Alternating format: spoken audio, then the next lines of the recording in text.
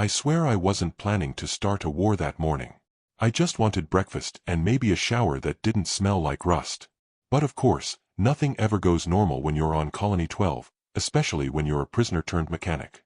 "Hey, Vix," said Jero, sticking his greasy face into the hatchway. "You seen the plasma drill? The good one?" I looked up from the broken-down transport we were supposed to fix by sundown. "It's in Section B. Left it there yesterday. Right next to that busted vent you keep pretending not to hear." He scratched his head. "Nah, I checked there." "Then check again, genius. It didn't grow legs." "I think Sandor took it," he mumbled, already walking off. Of course Sandor took it. That guy hoarded tools like we were still in the mines on Earth. Not that I blame him. Once you've been locked up and fed protein paste for 5 years, you don't forget what it's like having nothing. We weren't exactly prisoners anymore, not officially. The Terran Union called us rehabilitated labor colonists. Like putting a shiny name on it made us free. Truth was, we still answered to the officers in their clean white suits. Still worked 16 hours a day keeping this junkyard of a planet from falling apart. Still lived in gray blocks with buzzers instead of doors. But some of us remembered things. How we got here. What we were capable of before we got stuffed into jumpsuits and shipped off to the edge of the galaxy. Like May. She didn't talk much, but when she did, you listened. She came into the hangar around mid-morning, boots silent on the metal floor. I pretended not to notice her at first, but you always noticed May. "You hear the news?" she asked. I looked up. "What news?" "Supply shuttles delayed again. That's 3 weeks now. Officers are starting to run short on meds and fresh rations." I raised an eyebrow. So people get twitchy when they're hungry. I wiped my hands on my jumpsuit. "You're saying it's time." "I'm saying," she said slowly, "the cracks are showing." That's all she said, then she walked off, just like that. Left me staring at the engine core like it could explain what she meant. Later that evening, I caught up with Sandor. He was sitting behind Storage Bay 3, sharpening a metal rod like it was a damn sword. I didn't ask. Everyone had their way of coping. "Got the drill?" I asked. He looked at me, eyes tired. "You fixed that transport yet?" "Working on it." "Then no, I don't got the drill." I sat down next to him. "May thinks the officers are losing control." He chuckled. "May's been thinking that for months." "Yeah, but now she might be right." He tossed the rod aside and stood up. "Vix, if you're gonna say what I think you're gonna say, don't." "I'm just saying." "No, you're not. You're thinking. That's worse." I stood too. "Come on, you know it. We've got more people than they do. We run every system on this planet. If they left tomorrow, this place would still work, because of us." He looked me dead in the eye. "And you think they'll just let us have it? You think the Union's gonna watch their precious colony get run by ex-prisoners and not do a damn thing?" I didn't answer. He shook his head. "You're dreaming, Vix." But maybe dreaming was all we had left. Next morning, everything changed. We woke up to silence. No announcements. No shift schedules. No buzzers. Just dead air. I found Jero in the corridor, wide-eyed. "The comms are down. Not just local, they're not getting anything from orbit." "That's impossible," I said. "What about the relay?" "Offline."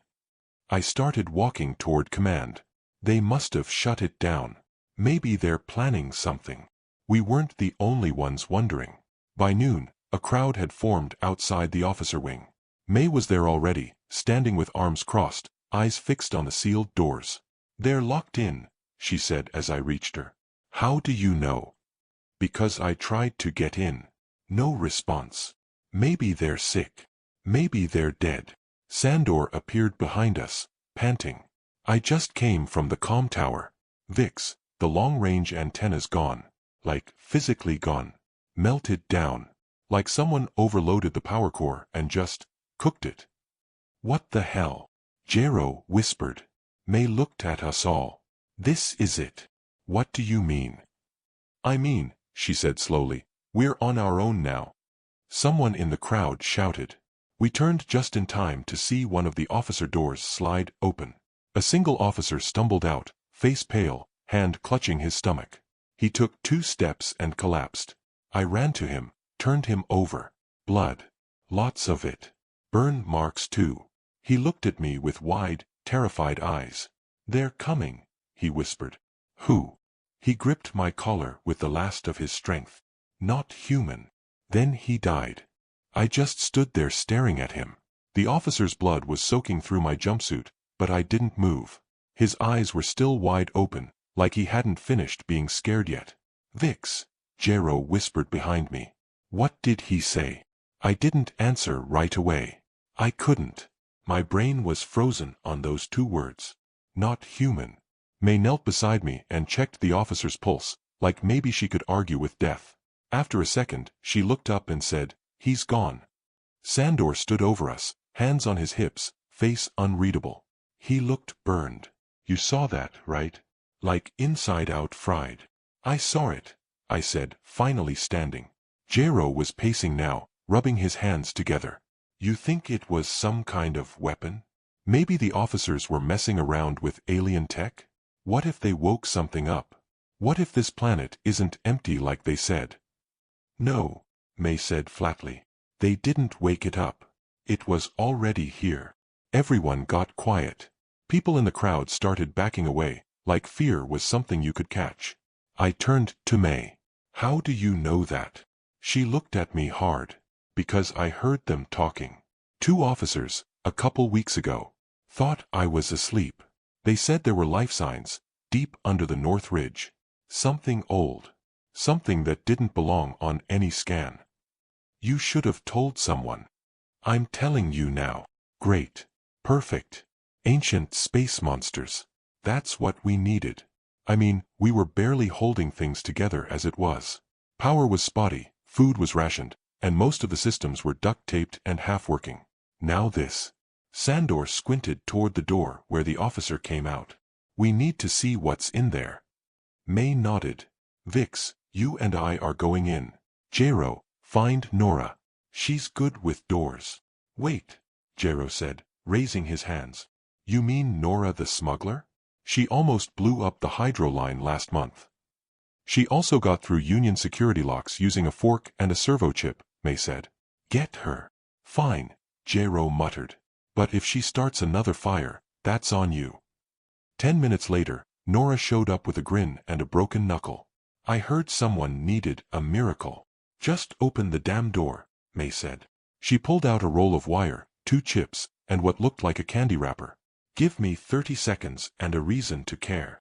"We think there's something non-human on the planet," I said. She stopped smiling. "Oh. So we're doing that now." The lock popped open with a hiss. The officer wing was cold. Lights flickered. There was a hum, low and steady, like a big engine somewhere far away.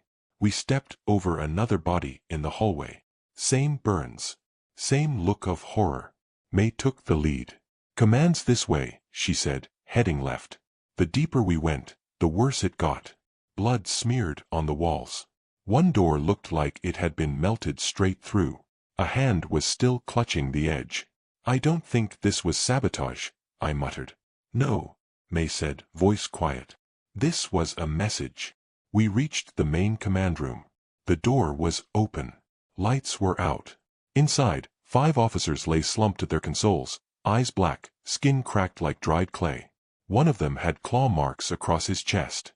Deep ones. Deeper than human fingers could ever go. Nora whistled. "So, what, we got demons now?" I walked slowly to the central terminal. If the uplink's fried, maybe the logs are still local. May moved to the power unit. Backups still got juice. "Try it." I tapped the screen. It flickered. Then a log popped up, audio only.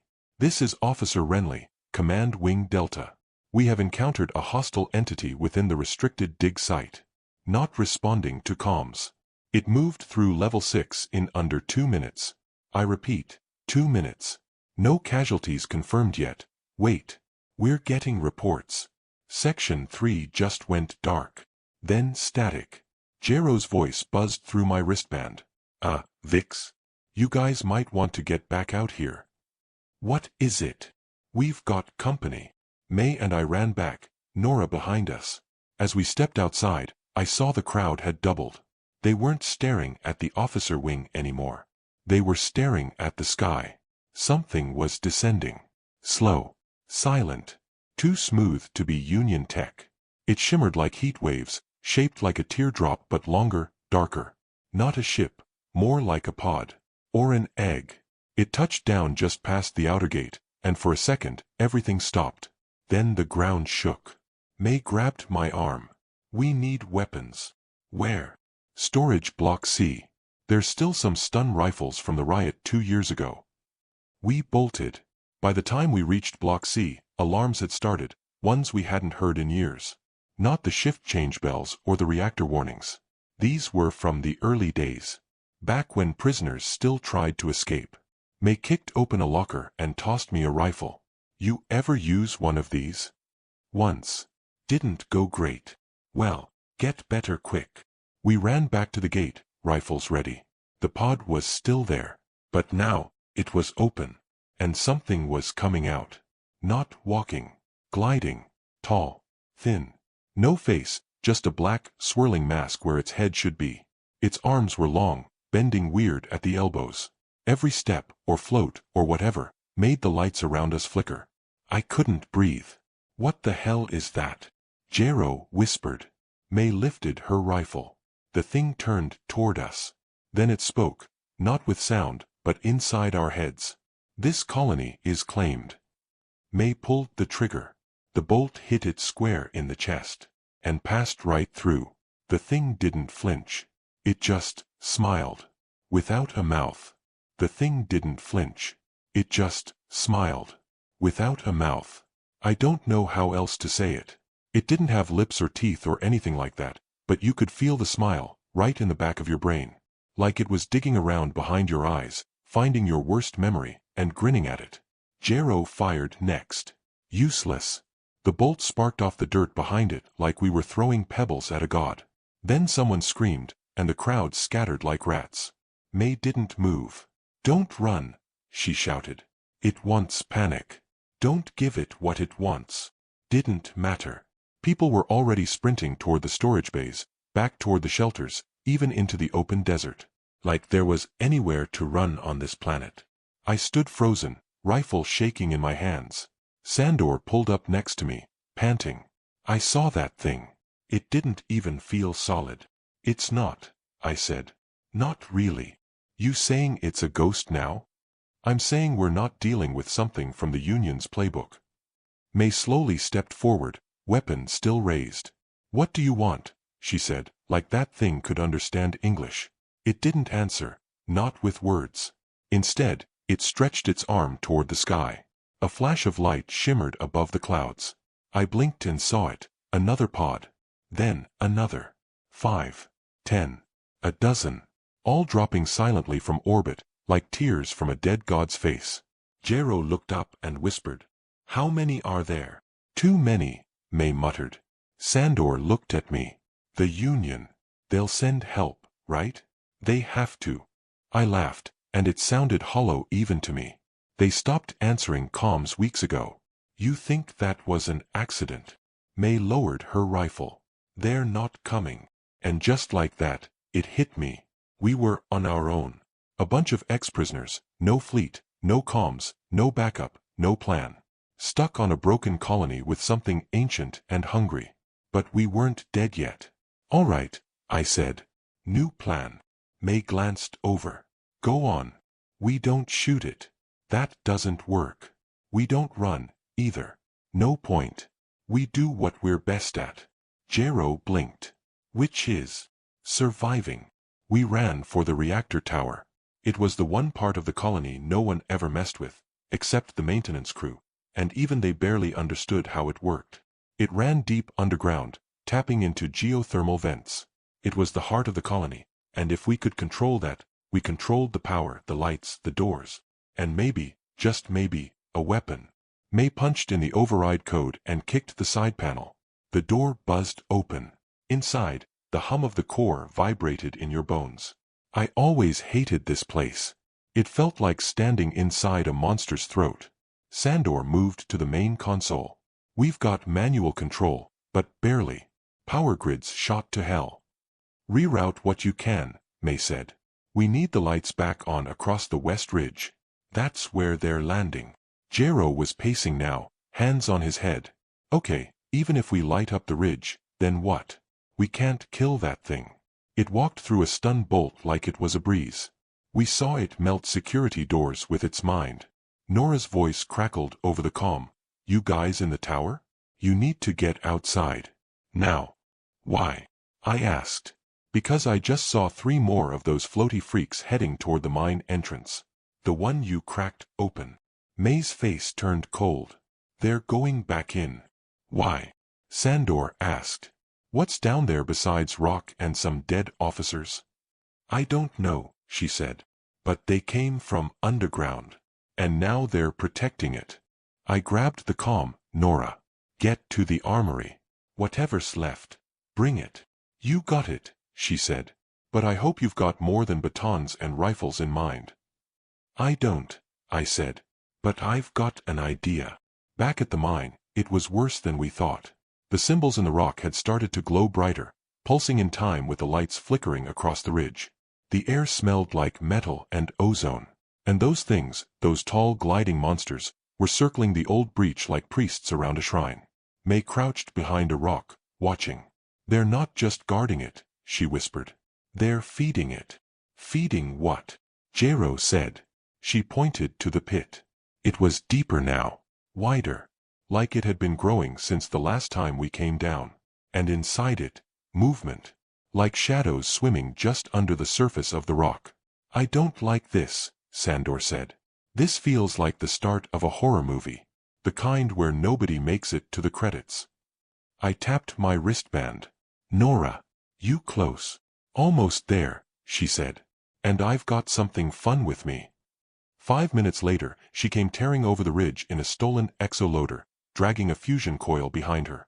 May blinked. That's not fun. That's insane. Nora grinned. You said bring what I had. I looked at the coil. Big. Heavy. Meant to power entire districts. If it went off, we could collapse the whole valley, May said. Exactly, I said. Sandor stared at me. You want to blow up the mine? No, I said. I want to bury whatever's in it. Before it wakes up fully. Before it spreads. Jero looked back at the ridge. And if it doesn't work? I looked him dead in the eye. Then we make this place a graveyard. We got to work fast. Nora hooking up the coil to the loader's battery rig. Sandor rewiring the timing module so we'd have a delay. May drew out the creatures, taking a shot at one to lure them off the pit. She didn't hit it, but it chased her anyway, just long enough. Then we dropped the coil into the pit. 30 seconds. We ran. The explosion shook the ground like the planet itself was screaming. The ridge collapsed inward. Fire, smoke, and stone shot into the air like a geyser. The symbols stopped glowing. Everything stopped glowing. We stood on the hilltop, panting, watching the smoke rise. May didn't say anything for a while. Then she turned to me and said, It's not over. I know. We've got more of them up there, Sandor said, pointing at the sky. They're not done. I nodded. No, I said. But neither are we. And that was the moment it really hit me. This wasn't just a prison anymore. It was a battlefield. And we weren't just survivors. We were the first humans to take a planet back. We didn't sleep that night. Couldn't. Even with the ridge sealed, the sky still had those dark pods floating above us. Not moving. Just hovering like they were waiting for a signal. Like they were listening. May and I stood watch at the north wall. She hadn't said much since the explosion. You think it worked? I asked. She didn't look at me. Just kept scanning the dark horizon. It slowed them down. That's all. Yeah, I said, nodding. Felt like that. We heard footsteps behind us, Jero, carrying 2 mugs of recycled coffee. It tasted like metal and regret, but it was warm. You guys are still up here? He asked, handing May a cup. I thought I was the only insomniac in camp. May took the mug without looking. We're not insomniacs. We're survivors. Same thing lately, he muttered, sitting down. You know, I used to work in a kitchen back on Kesra 9. Made noodles. Real ones. Dough, eggs, all that. I raised an eyebrow. Hard to picture. He smiled, but it didn't reach his eyes. Yeah, well, easier than picturing this. We watched the sky a while longer. The pods didn't move. Didn't blink. Just waited. And that's when the light came back. Not power. Not fire. The symbols. Carved into the rocks across the western ridge. Glowing again. Soft. Pulsing, like a heartbeat waking up. May stood up fast. No. I thought we buried them, I said. She shook her head. You don't bury a root system. You just cover the leaves. Then we heard the scream. Hi. Human. From the old med bay. We ran. By the time we got there, half the camp was already gathered outside. Nora was on the roof, rifle pointed down. She saw us and shouted. One of the prisoners, they're changing. Changing how? May asked. Just go inside, Nora said. See for yourself. The medbay door slid open and the smell hit first, burned plastic and something sour. Inside, 2 medtechs were holding down a guy named Rian. He was strapped to a table, thrashing. Eyes glowing faint orange. Skin, twitching. Not tearing, not burning, moving, like something underneath was trying to crawl out. May stepped forward, calm. When did this start? About an hour ago, one tech said. He collapsed near the dig site. Said he heard a voice in his head. Then this started. Anyone else hear anything? I asked. Nobody answered. Then Rian sat up fast, too fast for a human body, and shouted, You don't belong here. May pulled her knife. I raised my rifle. But he just laughed. No prison. No borders. Just them, he said. They showed me. The before. The underneath. The world before yours. Then his body arched, every muscle locked tight, and he collapsed, dead. Silence. One of the medtechs stepped back, shaking. That wasn't a seizure. No, May said. That was a transmission. Sandor came over comms. Vix, we need you at Central, now. Something's moving on the scanners. Tell me it's not the pods, I said. No. Worse. We ran to command. The display was flickering, every screen showing movement underground. Deep. Hundreds of feet below us. Like veins lighting up on a map. May stared at it. That's a tunnel system. They've been here a long time, Sandor said. Maybe even before we landed. Jero pointed to a flashing signal. That line. That leads straight to the water plant. May's face darkened. That's our only fresh supply. They're trying to choke us out, I said. Cut us off. Wait us out. Classic siege tactics, Sandor muttered. I looked at the map again, thinking. Unless we hit them first. May turned to me. You want to go down there? Not for fun, I said. But if they've got tunnels, maybe we use them. Sneak in. Find their core. Blow it like we did the mine. Nora leaned in. That's assuming they have a core. What if it's just endless? What if we go down there and never come back? Then at least we tried, May said. But we need to hit back. Or this planet becomes theirs again. We made a plan. Next morning, we gathered a team. Me, May, Jero, Nora, and one of the techs named Kel, who knew old geology charts. We entered the tunnels through an old shaft near the collapsed ridge. It was dark. Too dark. Not pitch black. Just unnatural. Like the air itself didn't want us to see. We moved quiet, weapons ready. No one spoke. Just breathing and boots on dust. The deeper we went, the more the walls changed. Not just dirt and rock anymore. They were carved, long, curving lines, like writing. But not any language I knew. Then we found the chamber. It was massive. The size of a shuttle dock. At the center, a structure, tall, pulsing with the same orange glow we saw in Rian's eyes. Not a machine. Not alive. Something in between. What the hell is that? Jero whispered. May stepped closer. It's alive. I can feel it. Kel scanned it with a handheld device. It's giving off a signal. Frequencies not human. Not even union tech. It's broadcasting, I said.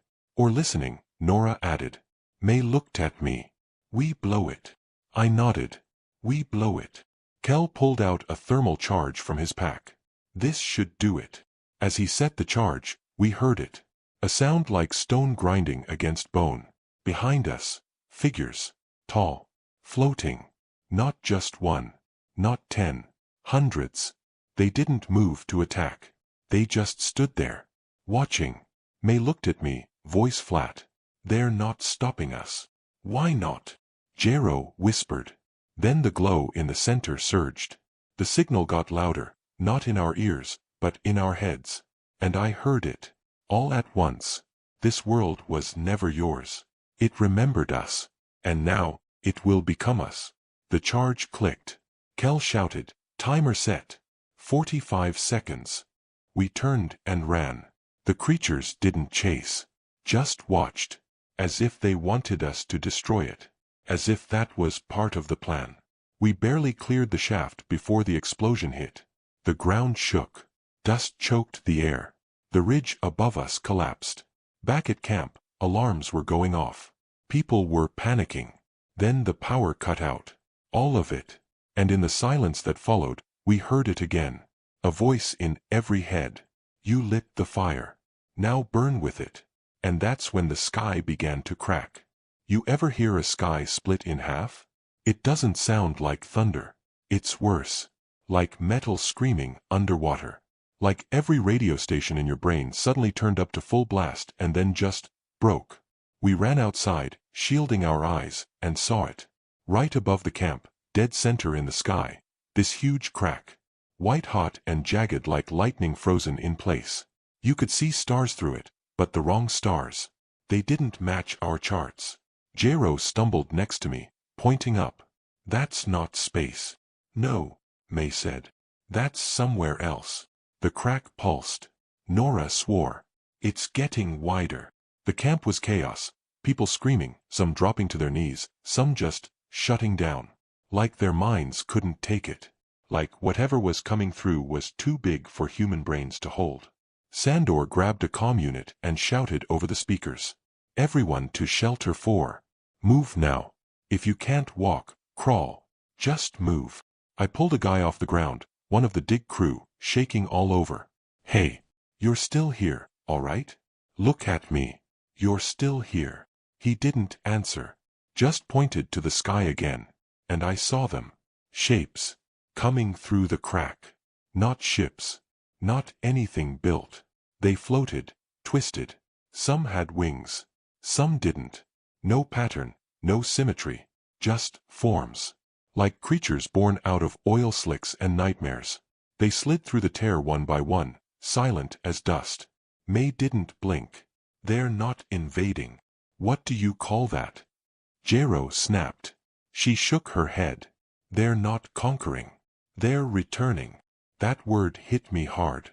Returning. Kel, still holding his scanner, turned pale. I ran a scan on the crack. It's not a breach. It's a fold. They didn't break in. They unwrapped something. You're saying this planet was folded? Nora asked. I'm saying it's not a planet at all, he said. It's a lock. And someone just opened it. May looked sick. We were the key.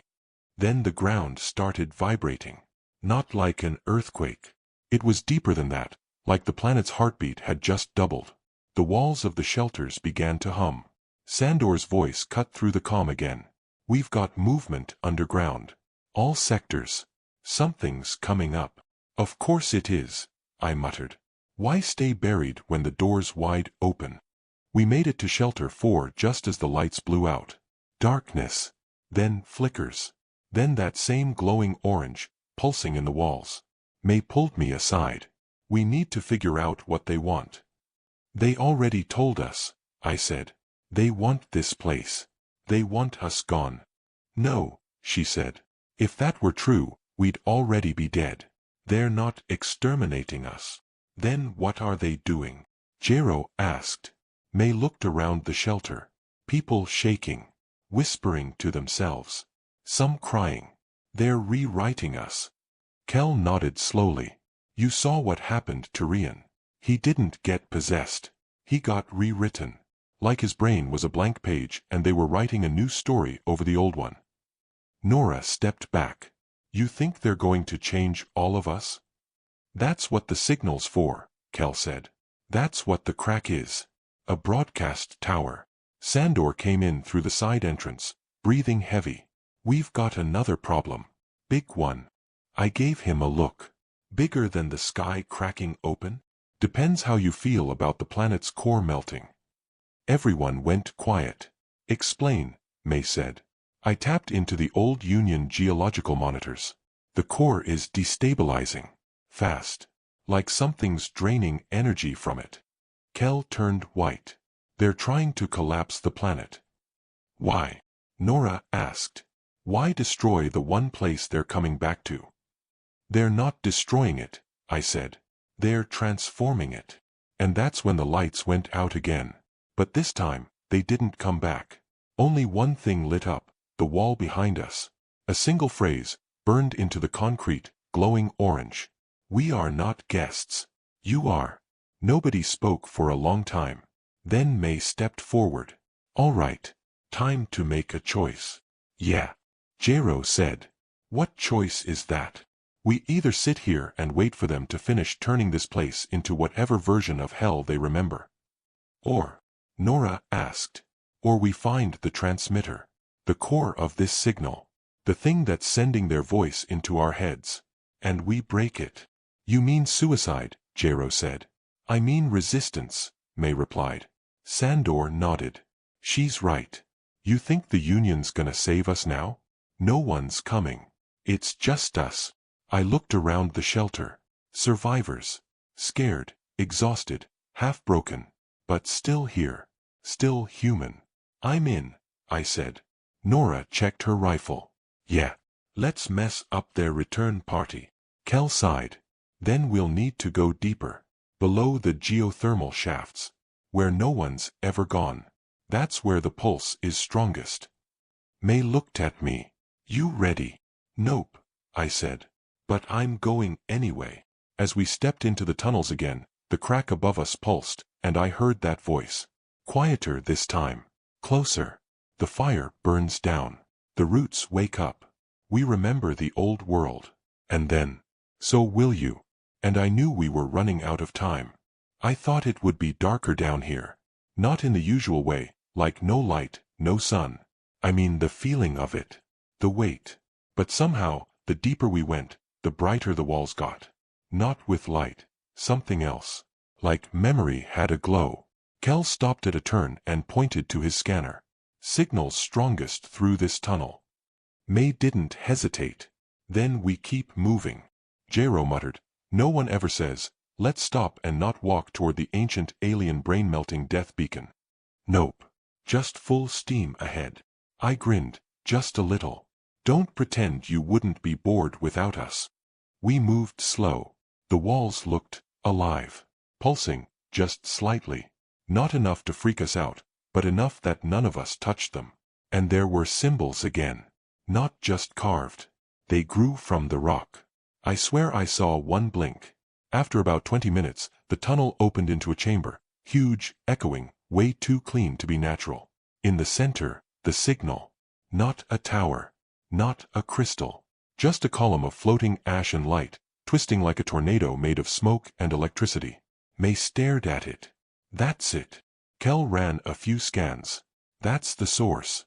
Right there. That's what's speaking to us. That's what's rewriting us. Jero raised his rifle. So let's shoot it. He fired. Nothing happened. No ricochet. No sound. The bullet just disappeared into the smoke. May stepped closer. It's not physical. No, Kel said. It's neural. This thing is broadcasting on a frequency that taps directly into the brainstem. Not language. Not images. Just feelings. Concepts. I frowned. So how do we shut down a feeling? He looked at me.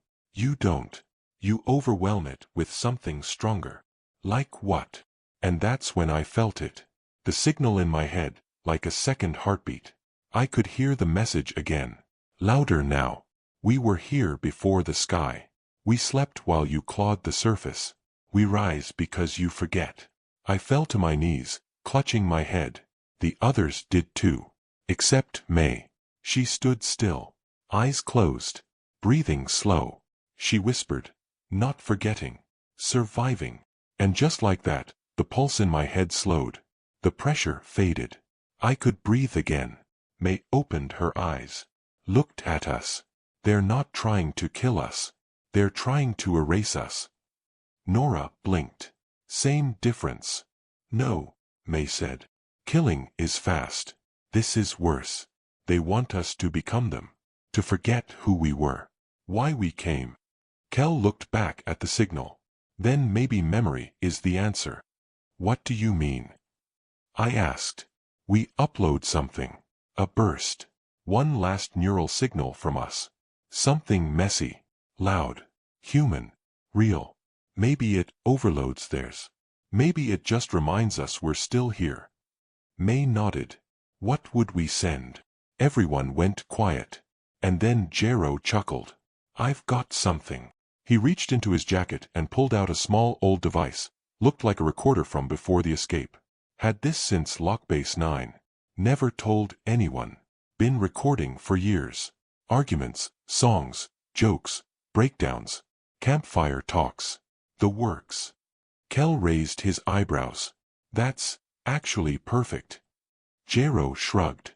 Didn't mean for it to save the world, but hey. They plugged it into Kel's transmitter. He tuned the frequency, aligned it with the ash column. One shot at this. Once we send, it's all or nothing. May looked at me. Ready. Not even slightly, I said. But yeah. Kel hit the switch. At first, nothing changed. Then the column stuttered, flickered, and I heard it. Jero's recorder, echoing across the chamber. Bits of conversation, laughter, crying, someone yelling about stale food, someone singing off-key. All of it raw. Us. The column shrieked. Not with sound, with thought. The way a scream feels when you're alone at night. The tunnel shook. Cracks spread across the walls. The symbols began to unravel, like they were being scrubbed clean. May grinned. It's working. Then the floor split. We fell. Not far, maybe 20 feet, but it knocked the wind out of me. When I looked up, the ash column was collapsing, melting inward, turning to steam and color. But something else came out. A figure. Not alien. Not monstrous. Human. Looked like a girl. 15, maybe. Pale. Hair like wire. Eyes glowing orange. Just a little. She looked around at us, confused. Where am I? May stepped forward. Who are you? The girl tilted her head. I don't remember. Jero whispered. She was part of it. The signal. Maybe. A translator. Kel nodded slowly. Or a memory that got caught in the loop. The girl looked at all of us. Are you going to erase me now? No, May said. We don't do that. The chamber around us started to collapse, walls falling inward, light flashing like dying stars. I grabbed the girl's hand. Time to go. We ran. Back through the tunnels, up toward camp. The glow faded behind us. The pressure in our skulls lifted. When we surfaced, the sky was whole again. No crack. No creatures. Just blue. Just sky. We stood there, breathing it in. The girl blinked at the sun. It's bright. Yeah, I said. We fight for that. A few survivors came out of shelters, squinting, scared, hopeful. Kel turned to me. Do you think it's over? I looked at May. Then, at the horizon. No, I said. But we're still us. That's enough for now. And in the distance, beyond the broken ridge, we saw something new. Green. Real green. Something was growing. Something they hadn't planned for. Something human. And I smiled, even through the dirt and blood. Because we'd taken this place. But more important, we'd kept it. And this time, we were going to build it right.